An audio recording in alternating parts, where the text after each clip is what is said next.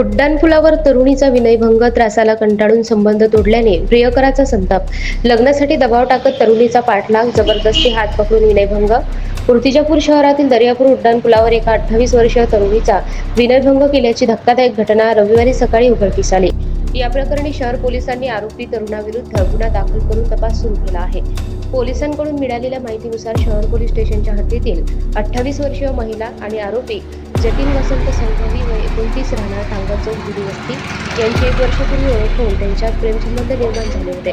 मात्र आरोपीचा रागीट स्वभाव आणि सततचा त्रास यामुळे तरुणीने संबंध तोडले होते.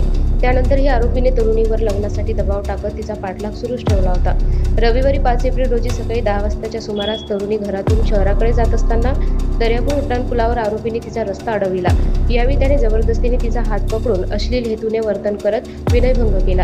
या घटनेनंतर तरुणीने शहर पोलीस ठाण्यात तक्रार दाखल केली.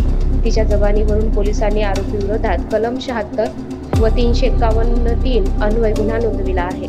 या प्रकरणाचा पुढील तपास ठाणेदार अजित जाधव यांच्या मार्गदर्शनाखाली पोलीस अंमलदार अनिल राठोड करीत आहेत. इंडिया न्यूज R7 साठी उपसंपादक मोहम्मद रिजवान सिद्दीकी.